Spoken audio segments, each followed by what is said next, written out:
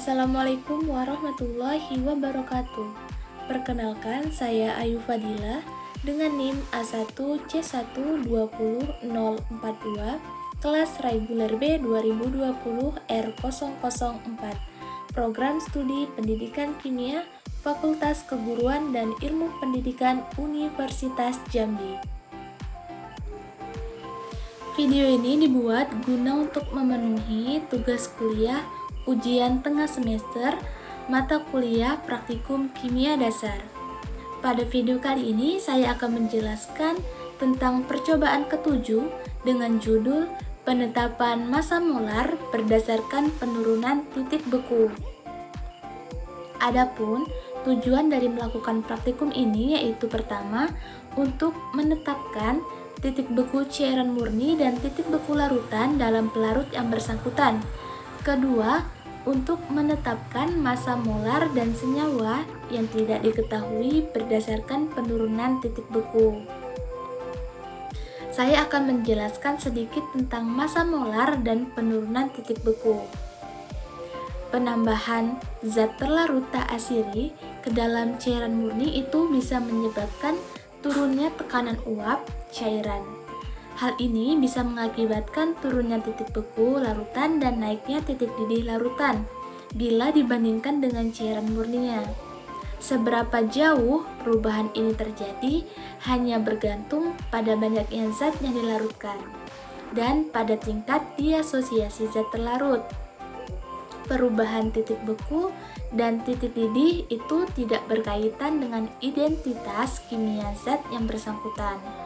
Penurunan tekanan uap, kenaikan titik didih, dan penurunan titik beku itu biasa kita kenal dengan sifat koligatif. Sebelum saya jelaskan tentang prosedur kerja pada percobaan kali ini, alangkah lebih baiknya jika kita mengetahui alat dan bahan yang dibutuhkan dalam melakukan praktikum ini. Adapun alat yang kita butuhkan untuk melakukan praktikum ini yaitu pertama, ada tabung reaksi besar, kemudian kedua ada gabus sumbat dengan 2 lubang, ketiga ada termometer, keempat statif dan klem, kelima ada gelas piala, keenam kawat kasa, dan ketujuh ada kawat pengaduk. Adapun bahan yang kita perlukan yaitu pertama ada es, kedua air, ketiga garam, dan keempat pastinya ada 25 ml pisilena. Langsung saja saya akan menjelaskan prosedur kerja dalam praktikum ini. Pertama, itu kita akan menetapkan titik beku pelarutan murni.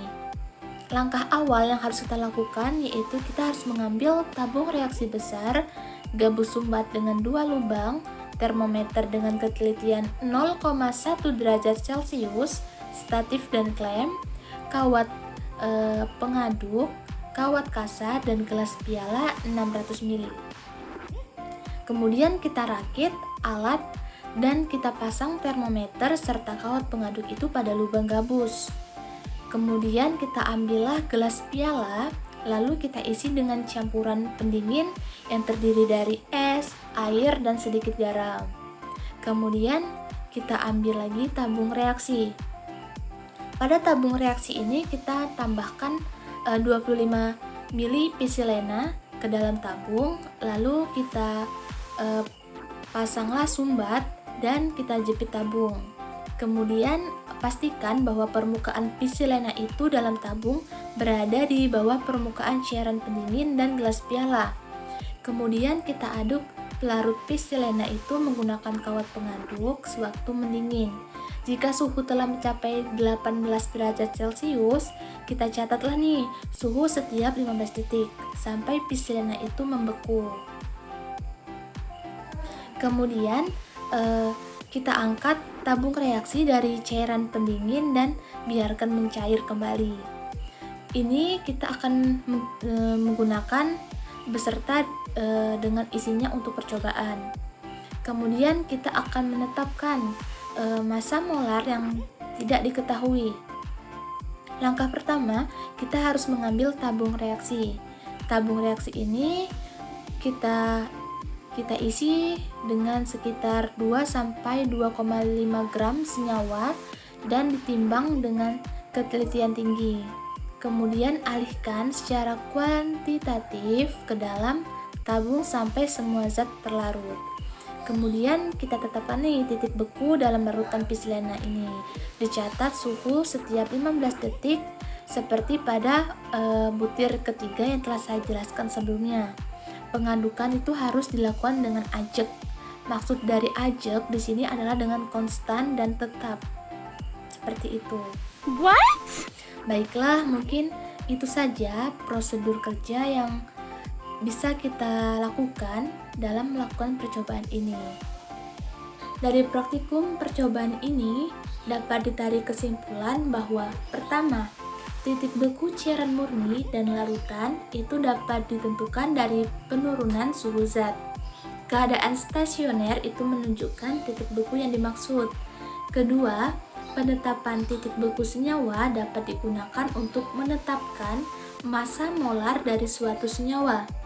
Ketiga, penentuan titik beku pelarut juga dapat ditentukan dengan persamaan delta TF sama dengan KF dikali M atau delta TF sama dengan TF pelarut dikurang TF larutan. Kemudian keempat, penurunan titik didih dan kemolalan suatu larutan itu memenuhi hubungan delta TD sama dengan KD dikali M atau delta TD sama dengan TD larutan dikurang TD pelarut. Baiklah, mungkin ini saja yang dapat saya jelaskan dan saya sampaikan terkait dari percobaan ketujuh ini. Terima kasih kepada semua yang telah menonton video ini. Semoga bermanfaat untuk saya dan untuk teman-teman semua. Wassalamualaikum warahmatullahi wabarakatuh.